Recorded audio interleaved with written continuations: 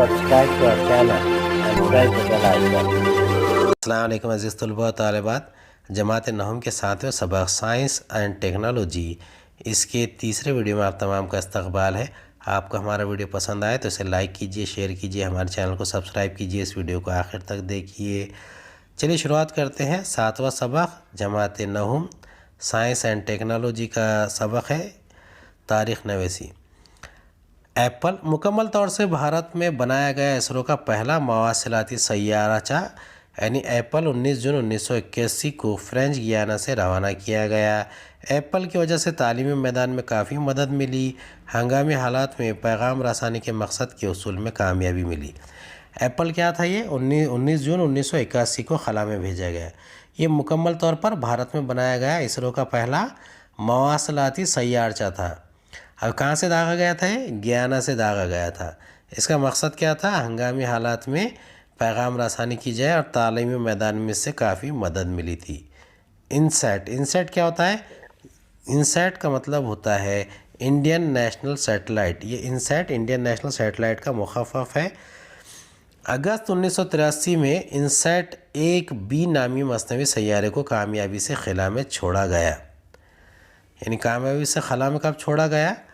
ये अगस्त 1983 में INSAT Indian national satellite को। अब ये मसनवी सैयारा था। इसकी वजह क्या थी? जिसकी वजह से भारत के टेलीविज़न, टेलीकम्युनिकेशन, आकाशवाणी, मौसमियात और खलाई मैदान में इनकलाब बरपा हुआ। यानी इनसैट 1B का जो अहम नुकात थे वो क्या थे? यानी उसके मकासद थे टेलीविज़न, टेलीकम्युनिकेशन, आकाशवाणी, मौसमियात, खलाई मैदान में काम करना। अब मुल्क में क्या थे? 207 आकाशवाणी के स्टेशन थे। अब इन सबको एक साथ जोड़कर काम लेने का बहुत ही ज़रूरी था, तो ये 207 मराकज़ को एक दूसरे से जोड़ता था, मरबूत करता था। इस तकनीक का फ़ायदा मुसीबत ज़दगान की तलाश और बचाव यानी समंदरी जहाज़, हवाई जहाज़ के हादसे के वक्त या मौसम की पेशन गोई, तूफ़ान की आमद का पता लगाना, दोबारा मुआयना करना, टेलीमेडिसिन, तालीमी इदारों को मदद करना, ये तमाम चीज़ें इसके मकासद थे। इसकी वजह से क्या हो रहा था? इनसैट निज़ाम की टेलीमेडिसिन खदमात की वजह से दीही और दुशवार गुजार इलाक़ों में तिब्बी ज़रूरियात और डॉक्टरों की खिदमत बआसानी मुहैया की जा सकती है। इनसैट के ज़रिए देहात और छोटे गाँवों की तिब्बी खदमात के मराकज़ बड़े शहरों के तमाम तिब्बी सहूलियात से आरास्ता सुपर स्पेशलिटी खदमात के दवाखानों से जोड़े गए हैं। देखिए, ये जो आजकल के दौर में मोबाइल और इंटरनेट के ज़रिए बहुत आसान हो गया है, लेकिन ये इनसैट 1B जो 1983 में दागा गया था, उसके बाद से ही भारत में जो खलाई तहक़ीक़ी सैटेलाइट है उसमें तरक्की हुई है। अब इसका जो फ़ायदा हुआ उसमें मौसम की पेशन गोई, तूफ़ान की आमद का पता लगाना, टेलीमेडिसिन, तालीमी इदारे। अब टेलीमेडिसिन में ये तिब्बी सहूलियात दूर दराज, भारत एक गाँव का देश है, दूर दूर तक के छोटे छोटे गांव फैले हुए हैं, तो दुश्वार गुजार इलाक़ों में अगर डॉक्टर नहीं पहुंच पाए तो ऐसे इलाक़ों में तिब्बी सहूलियात या दवाखानों में पहुंचाने के लिए कोई ना कोई सबील होना चाहिए। इसीलिए इनसैट 2B के ज़रिए वहाँ पर जो इंटरनेट और दीगर सहूलियात टेलीकम्युनिकेशन के ज़रिए ये तमाम चीज़ें पहुँचाई जा सकती हैं। तकनीकी तरक्की। रेलवे इंजन बनाने वाले चित्तरंजन लोकोमोटिव वर्क्स कारखाने की तामीर मगरबी बंगाल के ज़िला बर्दवान की चित्तरंजन में की गई। यानी चित्तरंजन लोकोमोटिव वर्क्स कहाँ पर है? ये ज़िला बर्दवान के चित्तरंजन गांव में है। अब ये वो कहाँ पर है? मगरबी बंगाल में। ये बहुत ही अहम काम था। इस कारखाने में भाप से चलने वाले, डीजल और बिजली से चलने वाले इंजन बनाए जाते हैं। वाराणसी के डीजल लोकोमोटिव वर्क्स में पहला डीजल इंजन बनाया गया और यहीं से श्रीलंका, बांग्लादेश, तंजानिया और वियतनाम को इंजन की दरामद शुरू हुई है। देखिए, भारत में चित्तरंजन के अलावा वाराणसी में भी डीजल लोकोमोटिव वर्क्स में डीजल इंजन बनाया गया। ये रेलवे इंजन बनाने की बात है और यहीं से श्रीलंका, बांग्लादेश, तंजानिया और वियतनाम को इंजन की दरामद शुरू हुई। यानी इंजन इन ममालिक तक भारत की तरफ से भेजे जाते हैं। टेली मवासिलात खिदमात। मुल्क के एक कोने से दूसरे कोने तक टाइप शुदा पैगाम फौरी तौर पर पहुँचाने के लिए 1963 में मरकज़ी शोबे मवासलात ने टेली मवासलात की खिदमत शुरू की। 1969 में पहली मर्तबा दिल्ली से देवनागरी रस्मुल ख़त में खिदमत शुरू की गई। आगे चलकर ये खिदमत मुल्क भर में मकबूल हुई और तमाम शोबों में इसका इस्तेमाल किया जाने लगा। 1990 में इंटरनेट के आगाज़ के बाद इस खिदमत की अहमियत ख़त्म हो गई है। अब ये टेली मवासिलात खिदमत होती क्या है? पुराने ज़माने में हम टेलीग्राम कहते थे। आज आप टेलीग्राम जो मोबाइल में टेलीग्राम का नाम से मौसूल है वो टेलीग्राम अलग होता है, और ये पुराने ज़माने का जो टेलीग्राम का तरीक़ा था ये टाइप शुदा ख़त होते थे और ये एक जगह से दूसरी जगह भेजे जाते थे। ये 1963 में शुरू किया गया था, लेकिन 1990 में जब इंटरनेट की शुरुआत हुई तो इसमें काफ़ी कमी आ गई है। सैटेलाइट कम्युनिकेशन मसनवी सैयारचों की मदद से अंदरूनी मुल्क पैगाम रसानी को मुमकिन बनाने के लिए सैयारचों से पैगाम हासिल करने और पैगाम भेजने के मकसद के तहत ज़रूरी पैगाम रसा मराकज़ अहमदाबाद। अब देखिए, जो पैगाम रसानी के जो टेलेक्स खिदमात होते हैं ये इसके बारे में बयान किया जा रहा है। पहले टेलीग्राम था, फिर टेलेक्स हुआ, फिर फैक्स हुआ। ये एक के बाद एक नई नई चीज़ें आती गई और इसकी वजह से बड़े पैमाने पर भारत में एक इनकलाब बर्पा हुआ है। तो मसनवी सैयारचों की मदद से ही ये पैगाम रसानी के काम मुमकिन हो सके हैं। तो पहला जो बड़ा मरकज़ जो पैगाम रसानी का बनाया गया है वो गुजरात के अहमदाबाद में है। इसकी भी एक वजह है, क्योंकि ऐसे इलाके जहाँ पर मतलब अबरालूद नहीं होता और वहाँ पर खुला आसमान ज़्यादा मैसर होता है, वहाँ पर ऐसे काम करना भी काफ़ी ज़रूरी होता है। दूसरा है जोधपुर टेकरा में। ये जोधपुर राजस्थान में है, वहाँ पर भी मतला साफ़ होता है। तो जोधपुर के टेकरा में 1966 में तामीर किया गया है, जिसकी वजह से अंदरूनी मुल्क भारतीय साइंसदानों और तकनीकी माहिरीन को इन मराकज़ को क़ायम करने और इसके तरीक़ेकार की तरबियत देना आसान हुआ है। यानी इसके जो मक़ासिद थे उसमें एक तो मकसद ये था कि भारत में जो साइंसदान है या तकनीकी माहिरीन है उन्हें कोई ऐसा मरकज़ मिले जहाँ पर उसके ऊपर तहक़ीक़ कर सके, और इसी वजह से वहाँ पर उनकी तरबियत भी जारी हो गई है। 1970 ईस्वी में पूना के करीब आरवी में अंदरूनी मुल्क पैगाम रसानी खिदमात के लिए जदीद साजो सामान से मुज़य्यन मरकज़ क़ायम किया गया। यानी सैटेलाइट कम्युनिकेशन सेंटर पे अंदरूनी मुल्क जो पहली मर्तबा जिन खिदमात का आगाज़ किया गया था वो पहले तो अहमदाबाद और उसके बाद में वहाँ से क़रीब जोधपुर के टेकरा और बाद में पूना के आरवी में।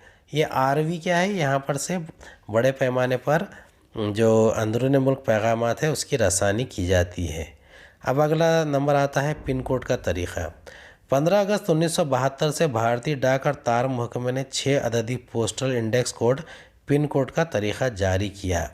जैसा देखिए, महाराष्ट्र में अक्सर कई जगह नंबर आते हैं 431-001, 431, 4000001 या 421 या 411। तो ये जो 4 है ये भारत के लिए है, महाराष्ट्र के लिए है, और 431-001 ये औरंगाबाद का पिन कोड है। ऐसे अलग अलग पिन कोड बनाए गए हैं, यानी शहर का पोस्टल इंडेक्स नंबर कहते हैं इसे पिन कोड को। डाक की तकसीम को फ़ाल बनाना इसका मकसद है। इस तरीक़ेकार के तहत मुल्क को 9 हिस्सों में तकसीम किया गया। पिन कोड का पहला अदद मखसूस इलाक़ा, दूसरा अदद ज़ैली इलाक़ा, तीसरा अदद ज़ैली इलाक़े का मखसूस डाक तकसीम करने वाला इलाक़ा बताता है। तो बाकी 3 आदात के ज़रिए इलाक़ाई तौर पर तकसीम करने वाले डाक घर की मालूमात मिलती है। महाराष्ट्र के लिए 40, 41, 42, 43 और 44 ये इब्तदाई 2 हिस्से हैं। यानी महाराष्ट्र में 40, 41, 42, 43 और 44 के हिसाब से ये हिस्से दिए गए हैं, पिन कोड के नंबर दिए गए हैं। अगर आप किसी भी शहर का पिन कोड नंबर देखना चाहते हैं तो आप अपने जो खतूत है या फिर किसी किताब के ऊपर छपे हुए जो पता होता है तो उस पते के पीछे देख लें, आपको पते के साथ में आपको पिन कोड भी आता है। 1986 ईस्वी में महकमा डाक ने तेज़ी से डाक पहुंचाने के लिए स्पीड पोस्ट नामी खिदमत शुरू की। देखिए 1900 ये पोस्टल सिस्टम में ये एक इनकलाब आया था जब स्पीड पोस्ट का सिस्टम शुरू हुआ, और वहीं से स्पीड पोस्ट का जो चलन है वो आज भी जारी है।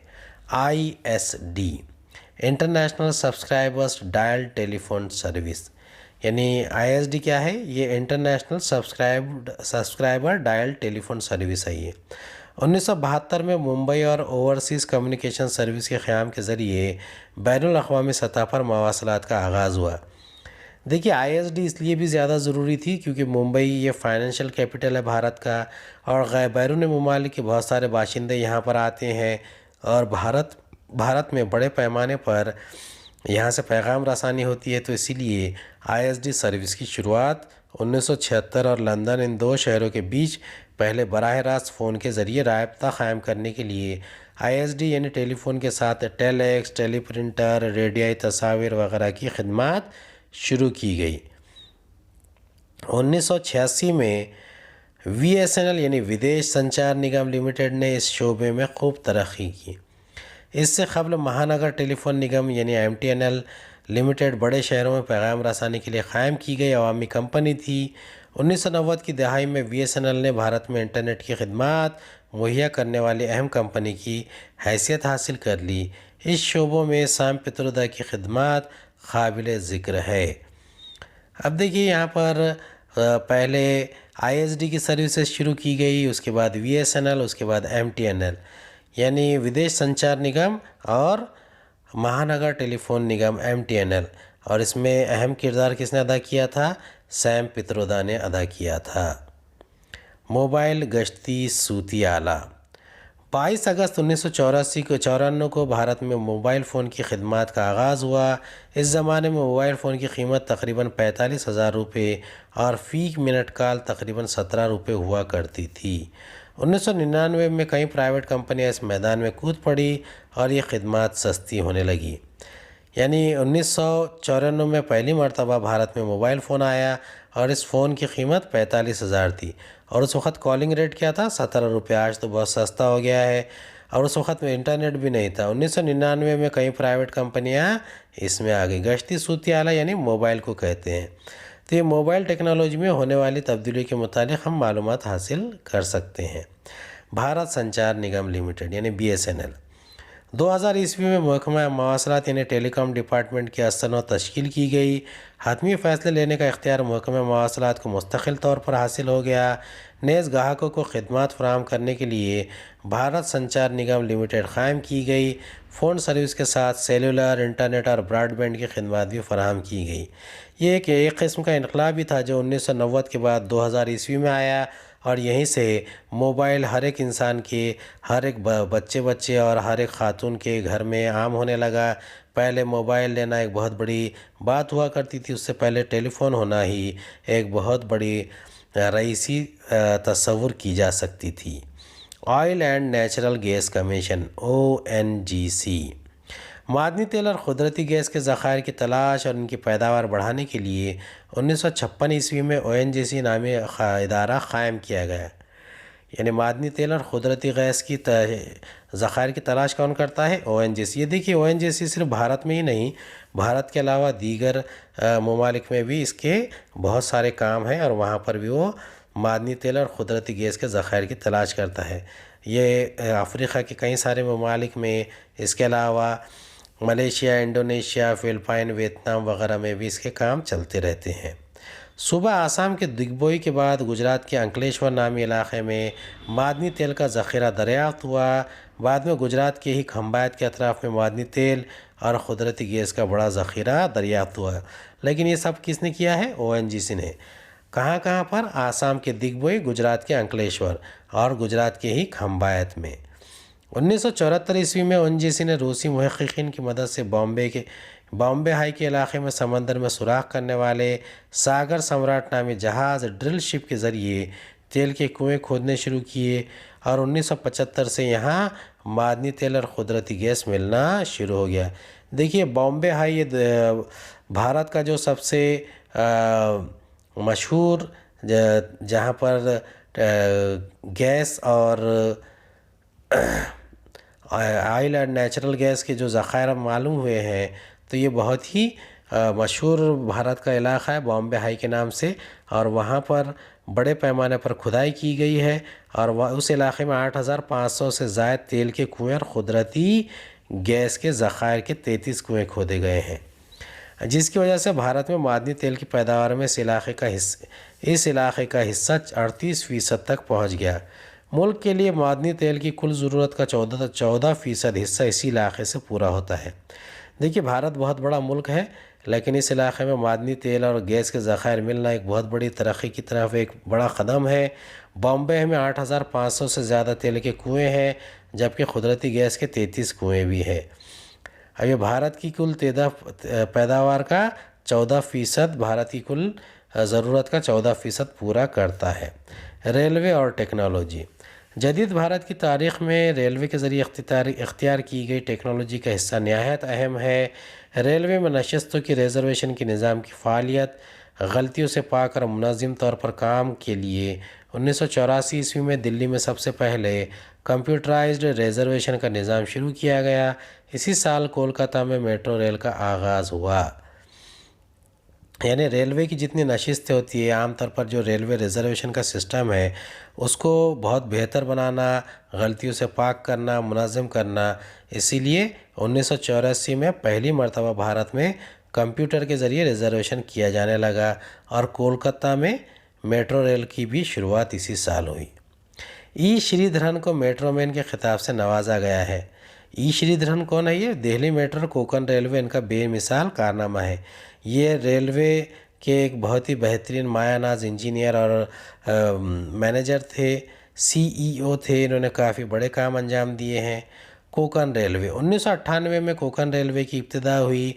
तकरीबन 760 किलोमीटर लंबे गोवा, कर्नाटक, केरला और महाराष्ट्र इन 4 रियासतों में फैले हुए कोंकण रेल के रास्ते पर टेक्नोलॉजी के कई रिकॉर्ड है।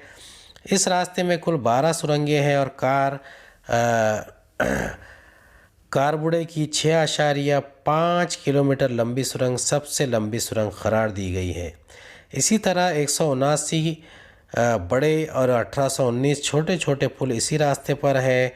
होनार के पास शरावती नदी पर बनाया गया 2065.8 मीटर तवील पुल सबसे बड़ा पुल है। रत्नागिरी की पनवेल नदी पर 84 मीटर ऊंचा पुल सबसे ऊंचा पुल करार दिया गया है। चट्टानों के खिसकने वाले रास्तों पर इंजन में सेंसर्स बिठाए गए हैं। यानी ये जो कोंकण रेलवे है ये एक अजूबे की तरह ही काम करता है, बहुत ही बेमिसाल कारनामा है। इस तरह भारत ने साइंस और टेक्नोलॉजी के मैदान में मुसलसल तरक्की की है, नित नई तहक़ीक़ात की है। भारत 21वीं सदी के लिए पूरी तरीक़े से तरक्की करने वाला एक अहम मुल्क बन गया है और भारत ने टेक्नोलॉजी के इस्तेमाल के ज़रिए दुनिया में अमन फैलाने का काम किया है।